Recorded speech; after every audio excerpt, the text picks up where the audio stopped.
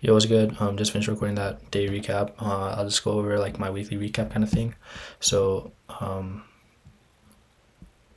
yeah, so I took 5 trades, 2 losses, 2 wins. One of them was break even, and then I also like freaking revenge traded, like over traded, and yeah, really messed up, losing 2.5%. But I need to live a more disciplined life, remove timeline from my head, or revenge trade.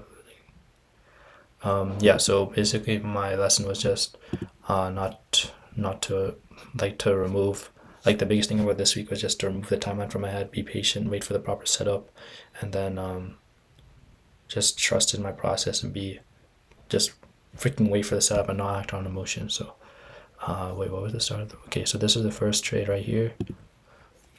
I'm not sure if, wait, okay, wait, I have to move it. Okay, so first trade here, this was a pretty good setup, I would say. 4 hours bullish. We came down, took out the absolute low of the fair value, took out the absolute London low, inverse the fair value gap, and enter off of that. I think this was a pretty good setup to take. Just got a bit unfortunate with price just reversing. So yeah, this was just a good setup, and just I think I got a win on this. So yeah, not mad about that. Okay, next GBP JPY. Yo, it's not opening on this one. So this one, so this could have been much better, I think, because, what am I here? This was taken right as we got taken out at this one, so, like right when we like hit take profit on this one. So I think I had a bit of feelings of euphoria, and I felt a bit of like I'm like the tough guy. So like I'm tough at trading. So I entered off of the breakup structure right here. This is actually a pretty good setup, I would say. We inverted this for value gap early on, and but this was too early, so was waiting for a proper breakup structure. Got that right here, and this was a good setup. If I had my stop loss right at the low, right at the high, would have gone stopped out. So it's good that I keep some space above it. But because I just took that other trade and I felt like I kind of rushed into this, I took this out at a bit of a profit. But if I did let this run, would have hit take profit one. I think it was like a 1.25, I think, or something like that. Wait, oh yeah, like I took it at 0.47, but it would have gone lower, I believe. So like down here. So I think this was a good setup. Just my emotions got to me. I felt like I was MJ in his prime just from one winning trade.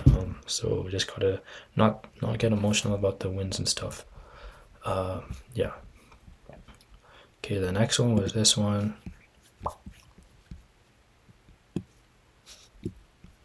Okay, so this one, this was the freaking, what was it called? Like Liberation Day, where this was the day that Trump was announcing all the tariffs. So I probably shouldn't have I probably should not have looked to trade this day, just because of that news coming out.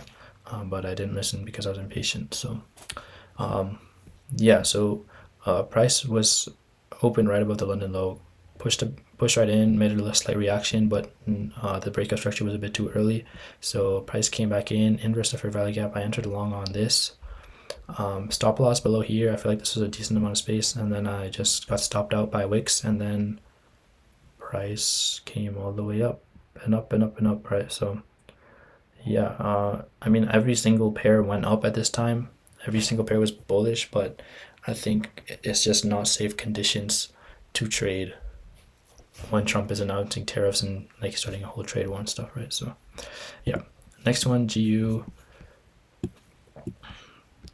This one, I feel like this was also a pretty good setup because we opened right at the London high, took them out, retraced back into it, broke, inversed a gap, and then broke structure. So I entered off of this, and then yeah, I just got price consolidated for a lot, came back to break even, and then just started reversing, and all the pairs started to move really bullish at this time. So I'm pretty sure this was just because of that Trump thing. So if I just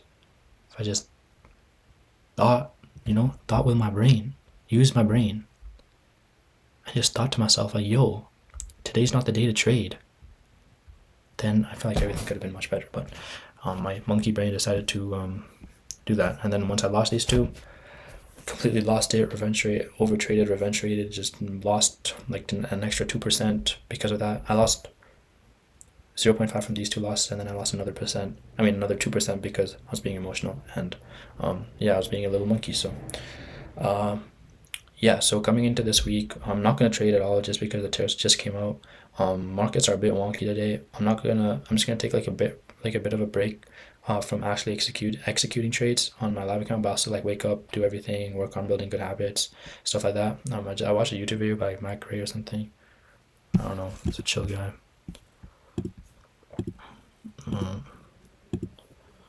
Wait, why is I think it was like Mac Gray. Yeah, this guy. I watched the video, and yeah, this guy has good videos. I like them a lot. Especially the sit down videos, they help a lot. But let me this big. But yeah, this is not. But yeah, so I watched one of his videos, and they were like, he was like saying if you want to cultivate patience, you gotta maybe just like practice not like wait, let me restart. So it was like patience. He was like this, patience is important, and then he was like, so how do you practice patience?